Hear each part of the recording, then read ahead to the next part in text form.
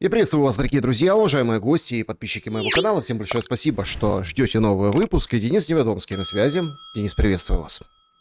Приветствую, Александр. Добрый день, друзья. Денис, ну что, все замерли перед этой встречей, перед похоронами Грэма. И, собственно, что будет, да, пресса выписывает как бы отношение Трампа к Зеленскому, которое как-то поменялось, потому что там блогеры понаехали, мусульман не увидели, представляете, в Украине. Или Усик съездил, говорит, я боец, вот смотри, как бы мне так тяжело было под обстрелами в Киевской области, поделился незламностью и потужностью. Но если мы посмотрим и попытаемся понять, да, абсолютно противоположное к вот этому как бы треку, что вот пора заканчивать войну, поведение, заявление Путина, российской стороны. Там закончили в Думе сессию и скандировали пятикратно как бы Путин, Россия, Путин, победа, да, вот с Володиным у трибуны. И мы понимаем, что вот этот новый абсолютный вызов, да, удары дронами, удары по российской территории в глубине, противник принимает. Принимает, причем делаются вещи, которые вот об этом и свидетельствуют. Плюс, конечно же, удары по портам, плюс, конечно же, вынос инфраструктуры, складов и жуткие, конечно, трагедии. Что решит встреча Зеленского и Трампа? Насколько оттянет ужасный конец? Или в чем смысл вот такого, скажем так, похода Зеленского за новой порцией потужности?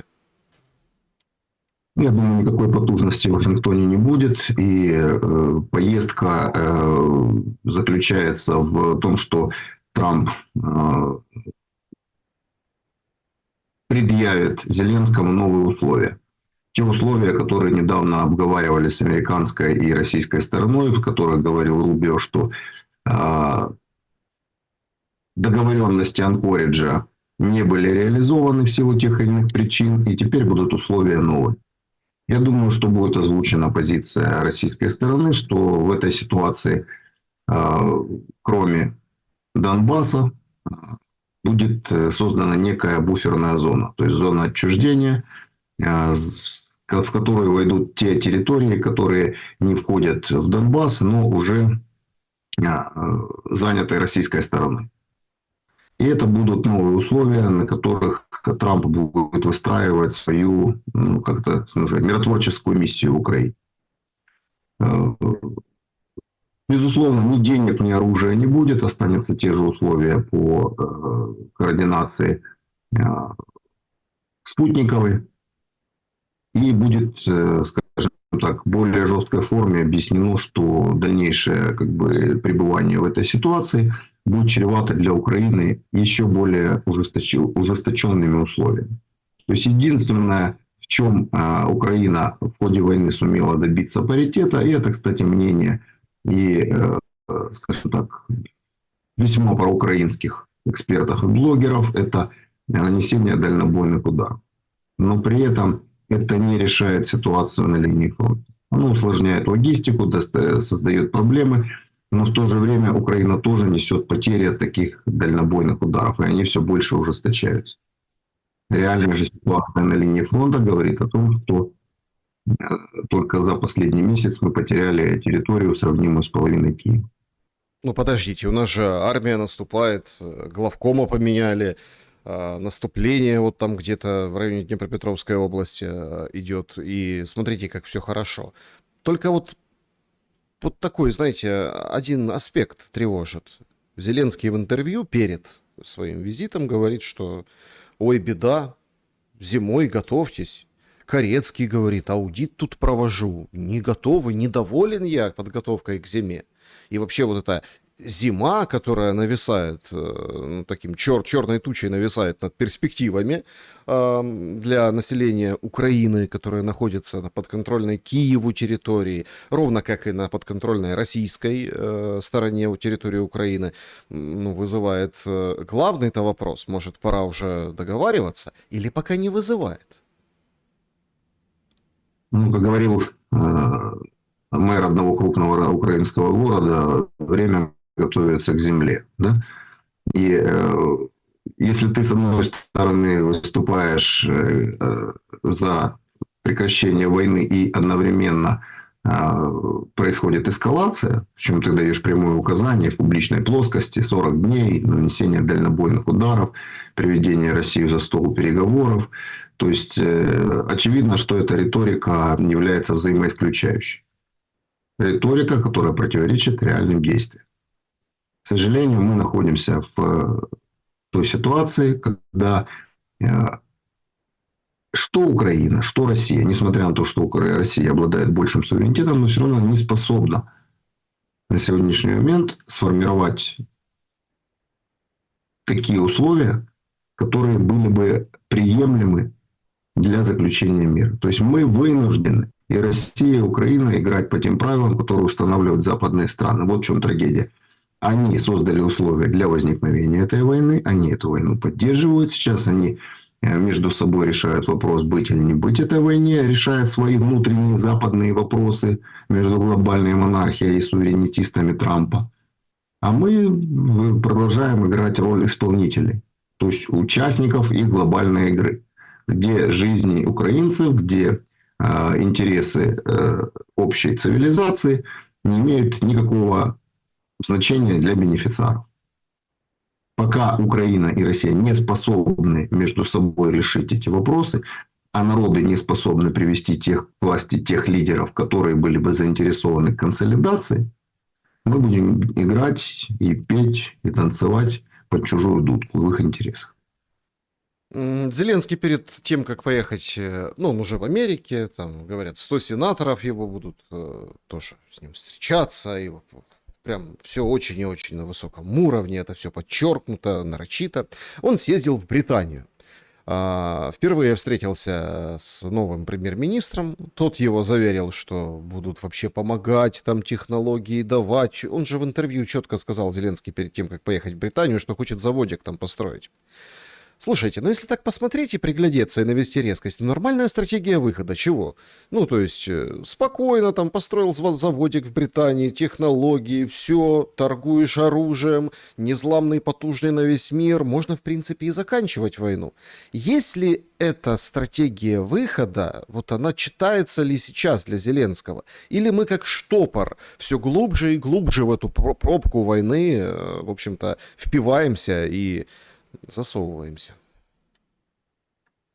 Ну, не мы засовываемся, нас засовывают. Причем делают это вполне систематически. И вот эти вот в Британии до смены кардинальной власти Британия будет играть одну из ключевых ролей в продолжении этой войны. И обратите внимание, созвучность Барнума и Барнем.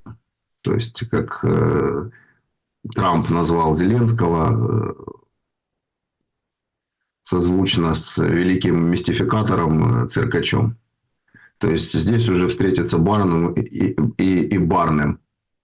Но реально измениться ситуация, к сожалению, может только когда реально правые придут к власти. К этому тенденция уже подходит довольно мощная. То есть, это целый тренд. И в Германии, и в Великобритании, и во Франции. То есть, те политические силы, которые раньше считались маргинальными, они сейчас становятся решающими, ключевыми. А те политические силы, которые традиционно считались правыми центристскими, они фактически стали левыми. Это что во Франции, что в Германии. То есть, фактически ХДС, которая считалась традиционно ключевой партией Германии, с ФРГ она никогда не проигрывала выборы, она всегда находилась у власти. Это считалось правой центристской партией, но фактически стала левой. То есть, и союзники у нее левые, и риторика, и действия, и это все соответствует леволиберальной повестке. То есть, те партии, которые считались маргинальными, и их называли правопопулистскими, они фактически заняли полностью эту правую нишу. И только смена сегодняшних лидеров на реально правые партии, но сможет изменить политический тренд. Что это даст нам? Изменится риторика, изменится поддержка, изменится постоянное, скажем так, накачивание украинской власти потужностью, деньгами и боеприпасами, и это выводит идти к реальным переговорам. Никто не говорит на самом деле, кроме украинских марафонских СМИ, о капитуляции. Речь идет о реальности на земле. Как только мы перестанем жить в информационном пузыре, надутым марафонами и прочей провластной медиа, мы сможем реально увидеть выход из ситуации. То есть трезво глянуть на ситуацию, понимать реальные перспективы, это уже половина пути. То есть многие люди, с которыми я веду дискуссии, достаточно, скажем так, эрудированные, говорят о том, что вот есть красные линии, которые мы не можем перейти. Я перечислил красные линии, начиная с 2014 года, которые Украина не раз приступала ввиду того, что ее к этому вынуждали новые обстоятельства. Каждый раз новые красные линии, они, как вот в Израиле в секторе Газа, постоянно желтая линия отодвигается в сторону сектора Газа. Точно так же украинские красные линии отодвигаются в сторону Украины. И каждый раз и Порошенко, и Зеленский говорят о том, что красные линии, никогда мы их не приступим, никогда мы их не подвинем, и будем договариваться только на красных линиях. Только реальность другая. Если бы можно было воевать только в информационном поле, то можно было бороться за красные линии. Когда эти красные линии проходят с помощью, скажем так, наступлений, боеприпасов и ракетно-бомбовых ударов, то эти красные линии постоянно отодвигаются. И не согласившись на реальные переговоры по одним красным линиям, в следующий раз эти красные линии уже отодвигаются. Уже никто не спрашивает украинцев, а стоит ли приступать эти красные линии. Они уже приступлены давно. Уже новые красные линии. Я объясняю людям, что если мы настолько завязаны на Европейский Союз и на Великобританию, у которых сейчас, скажем так, кризис власти, и те лидеры, которые придут, судя по их риторике, причем риторике совершенно однозначно и консолидированы, помощь Украины в том объеме и в том количестве, которое поступает, ее уже не будет, за счет чего мы будем воевать. Сейчас Драпатый объявил вместе с Корецким практически синхронно об аудите армии. Ой, да там вообще история, там фейковая страница. Ой, нет, извините, это не его страница по поводу объявления аудита в армии от Драпатова. Я просто поразился, понимаете, идет война, у нас меняют главкома, а тут у нас СМИ подцепили, а это вообще, оказывается, не он пишет. Ну, а все как бы объявляют об аудите, понимаете. И Корецкий, да, объявил об аудите, а вот Драпатый вроде как не его вотчина. Ну, вспомните, с какими лозунгами Зеленский шел на предвыборную кампанию. Аудит государства – это был один из главных лозунгов. Да, а потом уже производные, там, какая разница, конец эпохи бедности. То есть, уход от главных конфликтных кластеров украинского общества. И одним из главных лозунгов был аудит государства. Помните, там, весна прийде, буде видно, кто где крав. И фактически, возможно, этот аудит и был проведен, только украинцам он остался недоступен. Потому что проведение сейчас аудита государства, аудита, соответственно, там, такого крупного кластера, как армия, это реально будет, ну, помощнее ТЯО. Потому что вскроется не только суть этой власти, которая держится все 30 лет на клановости, протекционизме и коррупции, но и очень сильно вылезут уши наших западных партнеров, которые финансировали свои предвыборные кампании, которые финансировали свои партии за счет откатов, за счет получения новых контрактов, за счет доступа к бюджету бесконтрольного. То есть это будет для того, чтобы ситуацию кардинальным образом изменить, надо действительно провести аудит. Ездили сюда американские аудиторы. Я думаю, что аудиты они провели. Я думаю, что информацию они собрали более чем значимо. Где результаты, где озвучивание? О чем это говорит? О том, что каждый в Украине преследует свои интересы, и интересов украинского народа это никоим образом не касается.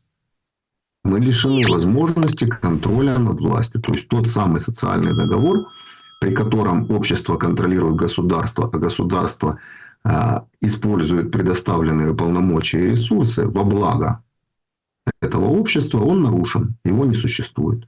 А все остальное уже там мобилизация, там, бусификация, нарушение политических прав, политические преследования, это все производное. Это все производное от того самого нарушения баланса интересов государства и общества. Проведение аудита эту ситуацию кардинально изменит, даже не проведение, а озвучивание его результатов. Нет, ну давайте тоже здраво посмотрим на все происходящее.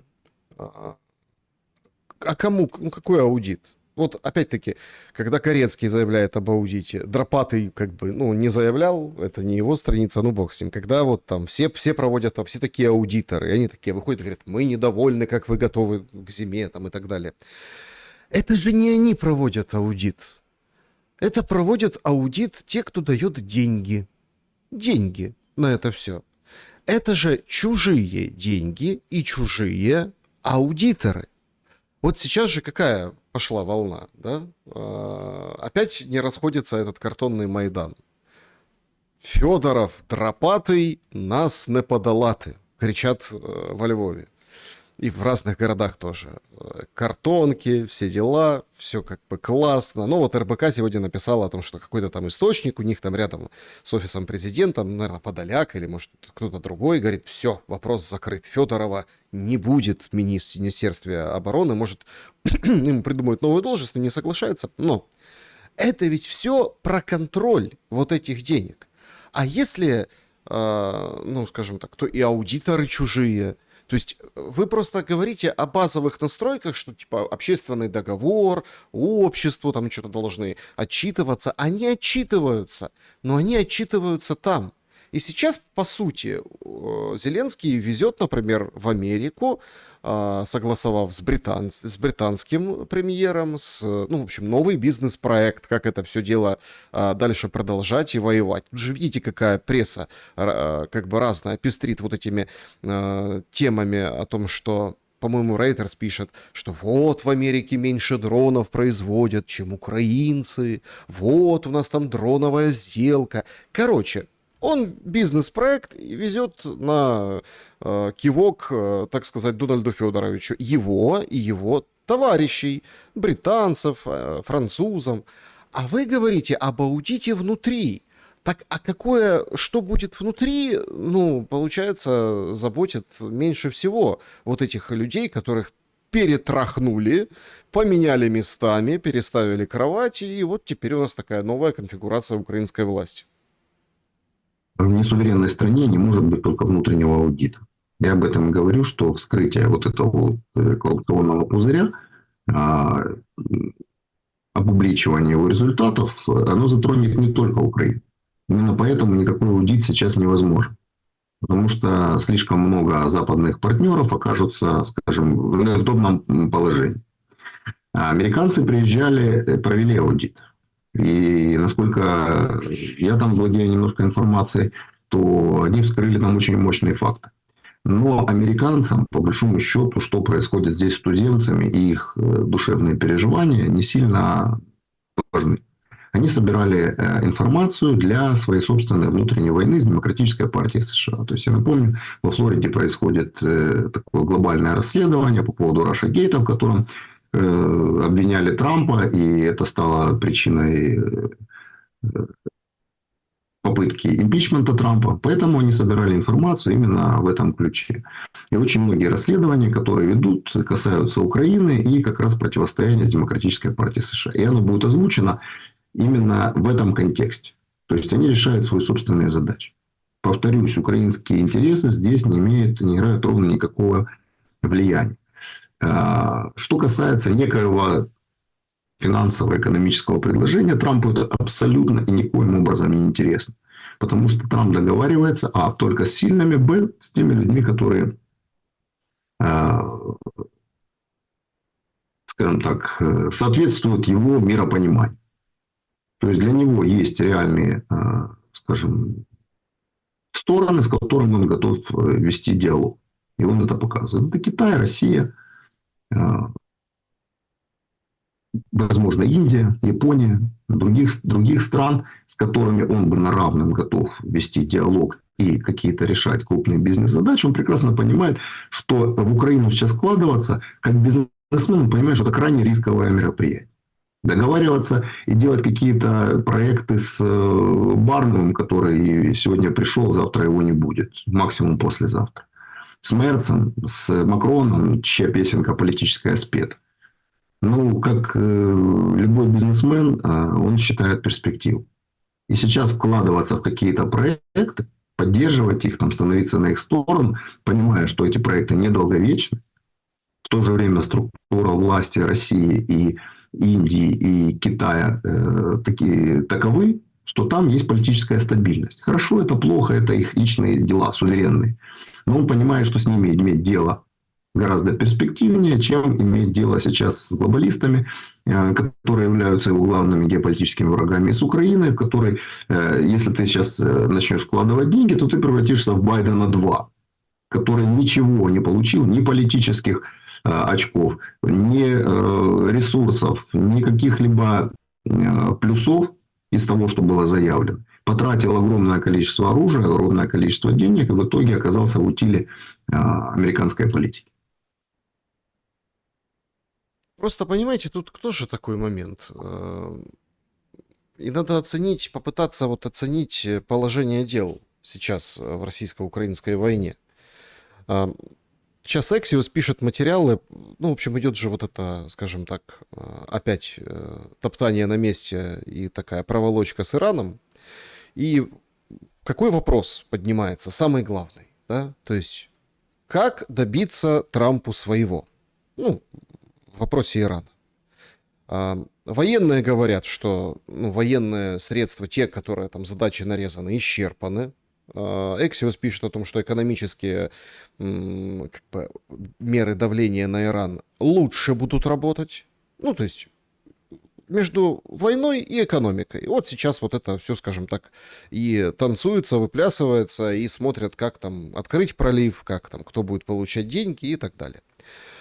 Если мы попробуем вот эту же логику, военную и экономическую, наложить на войну, которая продолжается 5-й год, войну, которая сейчас, ну давайте откровенно, да, бьет и целью последних там недель является исключительно экономика. Ну, то летит куда-то, где склады этой Валдберрис, да, этой, скажем так, конторы. Выходит у Гордона Штиллерман и начинает там рассказывать только границы 91-го года. В общем, все. И собирайте, снимайте деньги, россияне, уезжайте. Сейчас Валдберрис, потом Озон, потом другие. Понятно, что есть меры противодействия, они где-то успешны, где-то неуспешны, где-то долетает, где-то не долетает, но тем не менее вот это все вот так вот накачивается. Но это про что? Это как раз-таки про экономику. Между военным и экономическим уроном в каком месте находится российско-украинская война сейчас? Ну, я неоднократно говорил, что это абсолютно нерелевантные геополитические обстоятельства. Во-первых, Америка как участник, прямой участник конфликта в войне в Иране, в Украине она не является сейчас прямым участником конфликта. Да, она занимает определенную позицию, ранее занимала четкую позицию, сейчас как бы пытается быть над схваткой. В Иране не является прямыми участниками конфликта. Единственное, чем эта война, похоже, для Трампа релевантна в отношении российско-украинской войны, это противостояние с глобальной монархией. Все остальное совершенно разные цели, задачи, участники и, соответственно, последствия выхода из кризиса. Если на Ближнем Востоке американцы являются субъектной стороной, которая задает, во всяком случае, на сегодняшний день темп этой войны, то увеличивая, то снижая напряженность и, в принципе, проводя операции на чужой территории, то ситуация в Украине, я повторюсь, это совершенно другая ситуация. Почему? Потому что это война внутри одной цивилизации. пока внутри цивилизации будет царить хаос, пока не будет, скажем, выработано единого целеполагания и стратегического восприятия выхода из кризиса, эта война будет продолжаться. И на этой войне, как паразиты, будут наживаться все, кто угодно. Все, кто угодно, вот как говорил там, да, Туск, потому что мы там, конечно, Украине помогаем, но неплохо бы и заработать при этом. То есть это все паразиты, которые находятся вокруг русской цивилизации, и каждый из них хотел бы еще немножечко шить на дому, зарабатывая на этом деле на военных продажах, на поставках, на логистике. Там. То есть, кто на что гораст. Поэтому война, которая происходит между Украиной и Россией, я повторюсь, это трагедия, из которой выход мы сможем найти только сами. И хотят народы русские и украинские, не хотят, но им придется. Собственные интеллектуальные ресурсы использовать для того, чтобы привести к власти тех лидеров, которые наведут порядок в собственной цивилизации, которые поставят такие условия, которые будут соответствовать тем народам, которые в нее входят, и обеспечат национальную безопасность в отношении собственной цивилизации по отношению к другим цивилизациям, о чем Хантингтон, собственно, и писал. Так вы же понимаете, что, как вам сказать, это уже другая цивилизация. Нет. Нам же вбивают в голову, что это другая цивилизация. Есть признаки цивилизации, и в принципе Хантингтон их достаточно точно описал. История, ментальность, героика, культура, геополитика.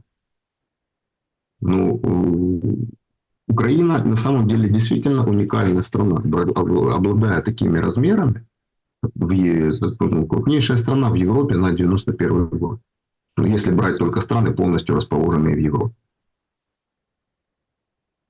И исторически она действительно до прошлого века никогда не была единым государством, вот как в классическом его понимании.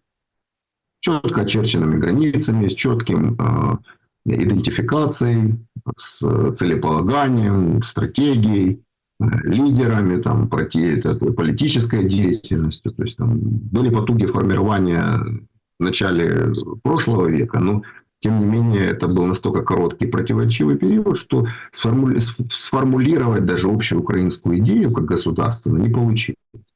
И именно те противоречия, о которых сейчас мы снова сталкиваемся, они стали причиной того, что государственность не состоялась.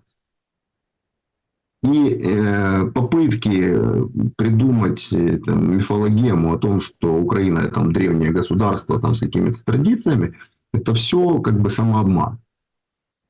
И, скажем так, плохие отметки по истории привели к тому, что мы сейчас сталкиваемся с этой ситуацией снова. Мы опять проживаем этот период, только уже в таких более жестоких, гротескных формах.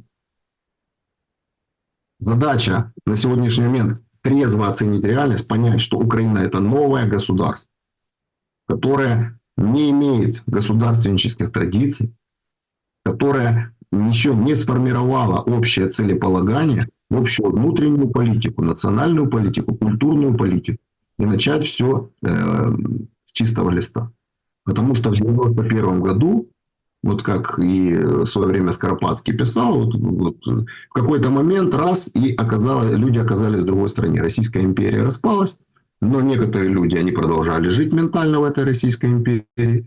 Кто-то уже жил в Украинской Народной Республике, кто-то жил под бандой зеленых. То есть совершенно не было общего целеполагания и идентификации. Вот то же самое сейчас мы столкнулись в 1991 году. Когда люди, кто еще в СССР жил, кто уже жил в вильной Украине, кто вообще непонятно в чем. И за это время вот то, что сформировалось, оно совершенно не отвечает тому, что было записано в Декларации о государственном суверенитете. То есть, к сожалению, вполне логично, то, что строили в Украине, оно на самом деле проросло. То есть это совершенно не европейская цивилизация, совершенно не с европейскими ценностями. Тут противоречие и конфликтность в каждом кластере, в каждом аспекте. Конфликтность, конфронтационность, вот это главное, что сейчас является признаком современной Украины. Неспособность договариваться, неспособность к компромиссу, неспособность в интеллектуальном критическом анализе. Отсутствие интеллектуальной элиты, которая на что-то здесь бы влияла. Здесь есть философы, здесь есть достаточно умные, продвинутые люди. Но они находятся или в состоянии маргинеза, или в состоянии внутренней или внешней эвакуации. И главная проблема как раз в том, что у власти находятся худшие. Отрицательный отбор как раз и стал результатом того, что неправильно сформулированы основы государства, в котором мы сейчас живем.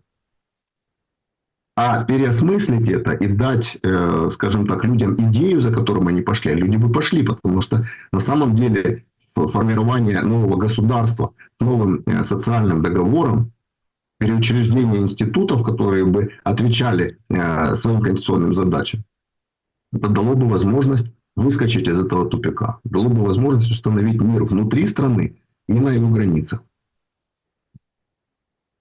По поводу цивилизации и еще одна параллель с Ираном, ну тут прям не параллель, а прям прямая связка. Зеленский атаковал в Каспийском море судно, которое шло из Ирана в Россию. Иранское судно, и Иран, в общем-то, вчера целый день обменивались вот этими, да, друг другу заявлениями на уровне министров иностранных дел, Министерств иностранных дел. Интересная фраза была у иранца, который это комментировал, что Зеленский как анархист действует перед Первой мировой войной, когда вот этими провокациями он, в принципе, и начинает вот эту мировую войну. На самом деле, вот тут же очень интересно. То есть, да, мы не с вами неоднократно обсуждали, что Зеленскому очень как бы хорошо бы замутить что-то такое большое, чтобы условно сжечь долги, вот этот аудит, о котором мы с вами говорили, то есть, чтобы масштабировать, сделать пожар еще больше, собственно, соответственно, никто не увидит там, чего сгорело до этого. Ну, это нормальная логика, бандитская, ну, как бы, логика в этом есть. Однако тут же какой момент? Что... Ну, поэтому цепляли Беларусь, помните? Сейчас опять выходят и говорят, если они включат ретрансляторы, советник Зеленского, бывший советник Федорова, Флэш, который бескрестно говорит, то тогда будет лететь по Западной Украине, они там будут наводиться, в общем, опять. Но Беларусь-то отбилась. Беларусь отбилась после визитов Лукашенко к Путину в Китай, после ряда как бы таких, я так понимаю, непубличных встреч, а они, в принципе, подтверждены. Белорусская сторона это подтвердила. То есть отбилась от этого расширения. Сейчас вот Зеленский прыгает как бы в сторону Ирана.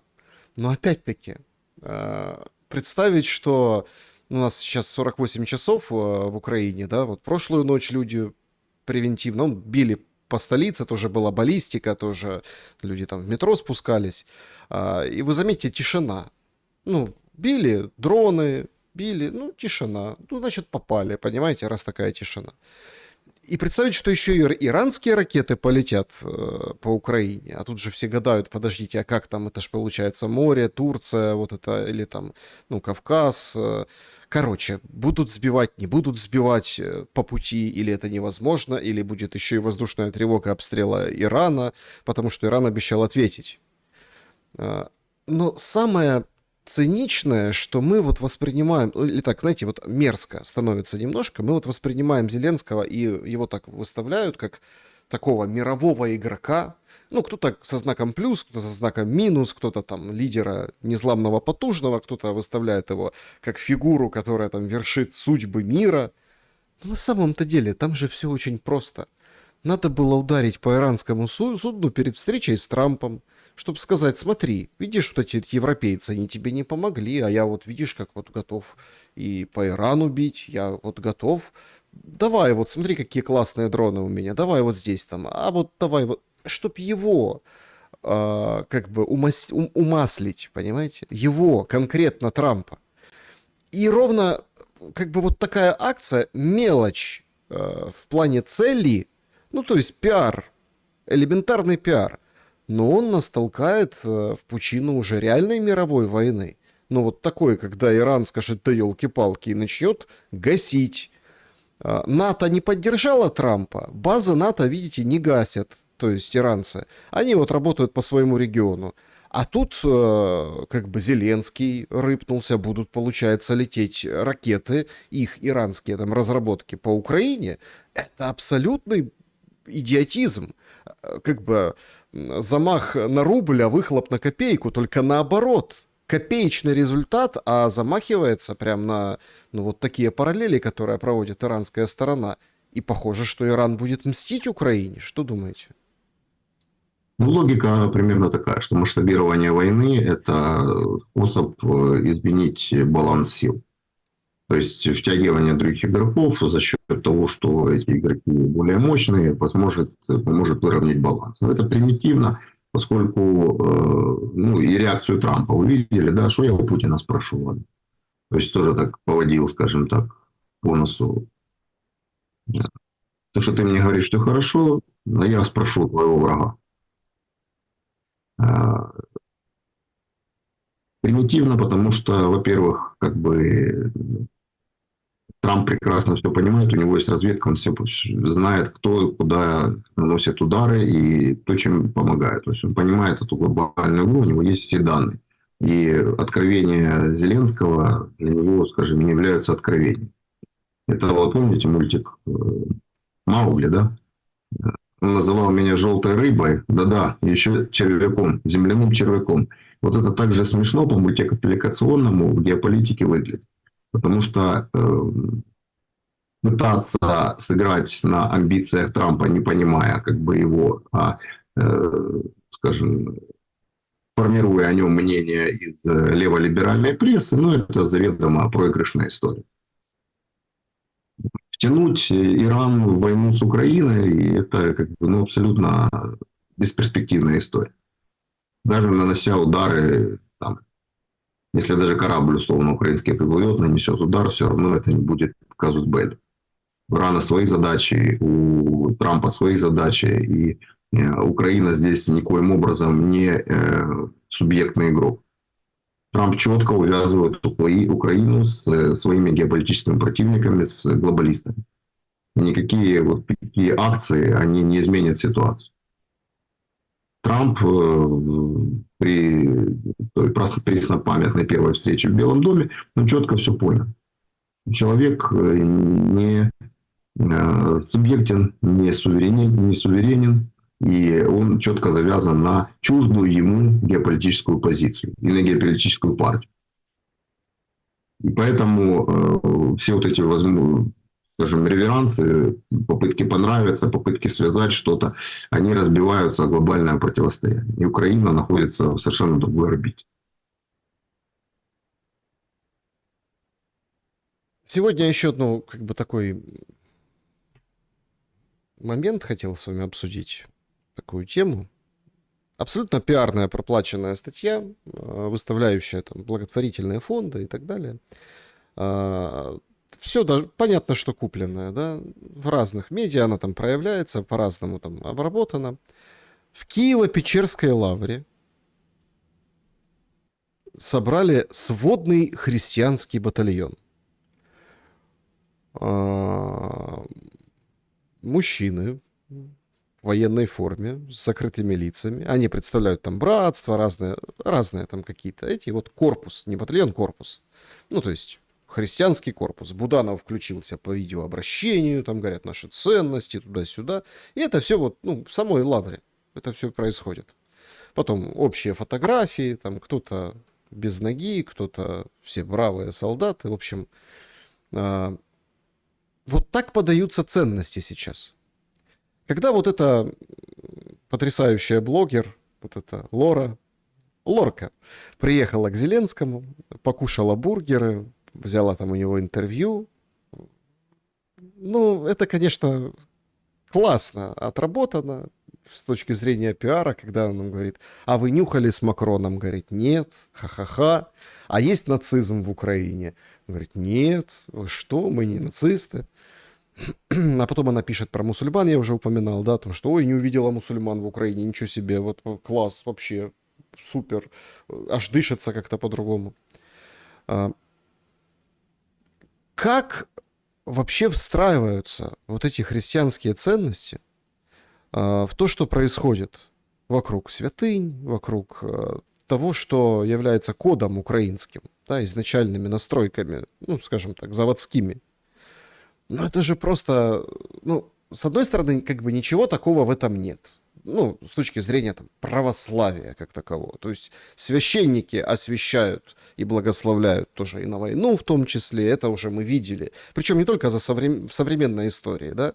Но это тянется еще там с царских времен и так далее. Но там же какая была идеология? За Бога, царя и отечества. Да? То есть какой Бог сейчас в Украине? Отечество, можно назвать отечеством то, что сейчас из себя представляет Украина, и как Зеленский выходит и говорит, что я там всех поменял, Дропатова там переставил, потому что мне нужно единство, чтобы еще больше мобилизовать народ. А то, что, смотрите, там у них мобилизация, у россиян 500 тысяч сейчас нагребут, соответственно, что? Надо больше гнать на войну. То есть, когда есть отечество, так, ну, такие вопросы не возникают, казалось бы, да? Ну, а царь, похоже, есть. Царь Мидас. То есть, как эти ценности вообще встраиваются в эту войну? И давайте тоже, вот если абсолютно цинично и вот просто сухо, но если вы уже там отказались, сделали там из святыни музей, перетрусили эти кости святых мощи, да, если вы, ну, возьмите и просто уйдите от этого. Зачем плясать на том поле? Вот этих в масках в Лавре фотографироваться с ними, благотворительные фонды подключать, Буданова там, обращения, сейшены вот эти. Ну, просто сделайте все, пускай там будет пусто, пускай Клопотенко что-нибудь. Зачем это втягивать в войну? Все в Украине втягивается в войну. Это та воронка, которая втягивает в себя общество, которая втягивает в себя государство, в которое втягивает в себя прежде всего мораль. То есть, ну, о каком христианстве, о каких традиционных ценностях мы можем говорить, если смешалось абсолютно все. То есть, мы уже говорили о том, что в Украине создали новодел, некого нового гражданина, который, с одной стороны, правый националист, условно, а с другой стороны, толерантно и, скажем, довольно-таки приемлемо относится к ЛГБТ-культуре, квир-культуре, и не просто, а пропагандирует. То есть, это абсолютно ну, какое-то созданное искусственное, нежизнеспособное существо. И точно такая же мораль у этого существа, которая, с одной стороны, агрессивная, готова убивать за несоответствие его ценностям, и, с другой стороны, оно эти ценности одевает на свои знамена и пытается их нести. Ну, какие украинские традиции здесь? В каком они были веке или в каком они были регионе? Абсолютная, полная аморальность и чуждость обычным человеческим ценностям. Вот, в принципе, то, что построили здесь, вот в моральном плане. Когда все воюют против всех. Где же эта христианская любовь и терпение? О чем? Радость убийствам, радость смертям, смакование подробностей там, оторванных частей тела. Вот с этого давайте начинать, а не о том, там, в каком-то храме в военной форме там, провели какие-то митинги. Ну, это вообще само по себе уже кощунство. Если люди не способны воспринимать и нести обычные человеческие ценности, такое как толерантность, но толерантность не в том плане, как нам ее навязали, а терпимость. Вот обычный, нормальный термин, к которому мы привыкли, терпимость друг к другу.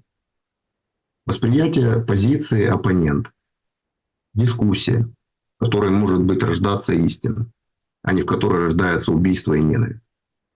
То есть у нас настолько эти настройки все нарушены, что те базовые вещи, которые были заложены в украинском менталитете, они фактически все деградировали. Каждый буквально заложенный ценностный аспект аксиологически он деградировал до прямой противоположности. Там, где терпимость, у нас ненависть. Там, где любовь к родине, у нас это стало поводом к стукачеству, поводом к разделению людей по сортам.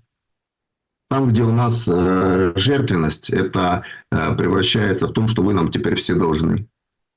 То есть мы столкнемся действительно, вот сейчас, пока идет война, это, как знаете, когда раненый орган помещается в воду, и за счет этого еще нет таких болевых ощущений.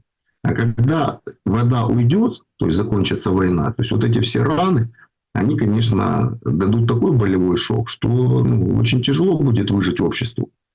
Потому что раны эти начнут только увеличиваться и проявляться. То есть настолько общество сейчас травмировано, что самая главная трагедия – это даже не демография. Демография на втором месте. А на первом месте – это крушение нравственных ценностей. Сегодня там представитель, польский официальный представитель Министерства иностранных дел Мачей Вивюр прокомментировал слова Путина недавние о том, что Польша может поучаствовать в разделе Украины. Значит, не имела и не имеет, и не будет иметь территориальных претензий к Украине Польша. Как бы официальное заявление на официальную историю.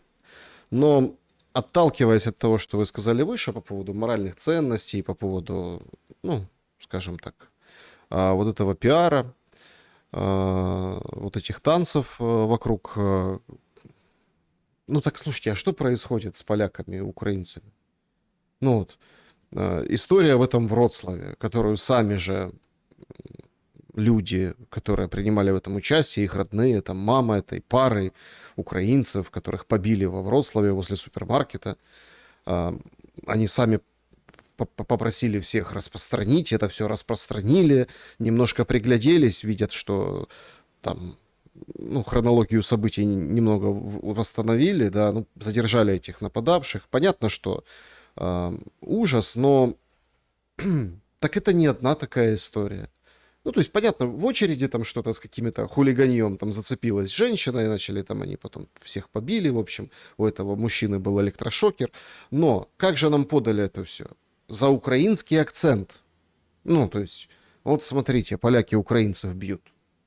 Дальше точно такая же история. Там идет какой-нибудь стример, малолетка, молодой, да, какой-то, идет там себя в ТикТоке чего-то стримит, его поляк бьет во время стрима, он говорит, ты что? Там, в общем, так, какая-то лютая история начинается и закручивается. Возникает прямой и понятный вопрос. То есть, вот я делаю вывод, он может неправильный быть. Может, вы со мной согласитесь, может, развенчаете. Что вот эти дрова в костер вражды между украинцами и поляками, он и забрасывается ровно потому, вот сейчас там опубличиваются истории, бытовые конфликты возводятся в ранг национальных и наоборот. Ровно потому, что все-таки есть доля истины вот в этих где-то игривых, где-то шутка, полушутка. Путин что-то... У него, видимо, хорошее настроение. Он тоже вышел, начал шутить. Ой, а что мы будем делать, когда СВО закончится? В каждой шутке есть доля шутки. Он понимает тоже, что слишком долго Россия в СВО, слишком долго стоит на этих рельсах, а тут раз это убери, а что делать дальше? В Украине такой проблемы нет, поэтому там не хотят в элитах и власть, чтобы война заканчивалась, мы тоже об этом говорили. Потому что если убрать военное положение, рухнет все, институционально и в принципе. В плане того, что все-таки есть какая-то доля, зернышко того, что, а виды-то поляки имеют на украинскую территорию. И поэтому сейчас это все немножко поджигают, пытаются, чтобы это все дымило, чтобы в этом дыму как-то упредить конкретные претензии на роль Польши в дальнейшей судьбе территории Украины. Ну, скажем так, пока нынешняя ситуация, будут такие заявления о том, что мы никаких претензий не имеем. И проблема же не в самих конфликтах, там сколько их бывало, проблема в их актуализации. То есть, в принципе, бытовая драка возводится на уровень межнационального конфликта. И актуализация таких конфликтов, она что делает? Она провоцирует их масштабирование. То есть их будет все больше. В этом и есть главная проблема, о которой мы говорили, конфронтационность украинского проекта, который воюет все против всех внутри и снаружи. То есть, посмотрите, вы сказали о том, что как раз участники конфликта с украинской стороны, они же пытаются эту ситуацию постоянно максимально подогреть. И СМИ, связанные с украинской властью, они активно эту ситуацию раскачивают. То есть, как раз задача украинского проекта – это навязать свою конфронтационность всем вокруг. И поэтому не раздел Украины – это главная проблема для украинцев, а изменение статуса как народа, который навязывает конфронтацию всем вокруг, на народ, который будет сотрудничать со всеми вокруг, который базово в своих настройках будет иметь терпимость и взаиморазвитие. А то, что кто-то на нашу территорию будет покушаться, так, ребята, мы же уже сколько там, 4 года в войне живем, на нашу территорию давно плотно покусились. И какая разница, с какой стороны? И когда здесь, не дай бог, в продолжении такой политики, как сейчас, начнется хаос, когда начнется противостояние уже не в соцсетях, а на улицах и с реальным оружием, а не при помощи комментариев и шеринга, тогда, может быть, и люди, живущие на других территориях, которые там ближе к Польше, Венгрии, они будут согласны на любую другую цивилизованную власть, которая зайдет сюда и установит как бы более-менее цивилизованные правила проживания. А не когда какие-то бандиты, местные князьки там будут устанавливать свои правила. Денис Неведомский был моим собеседником сегодня. Я благодарен за время и мысли. Спасибо, Александр. Всего доброго, друзья. Друзья, спасибо, что посмотрели это видео. Спасибо, что поддерживаете. Не забудьте поставить лайк, это очень важно.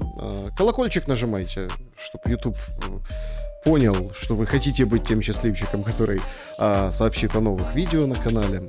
Самое главное, берегите себя и друг друга. Добра и света.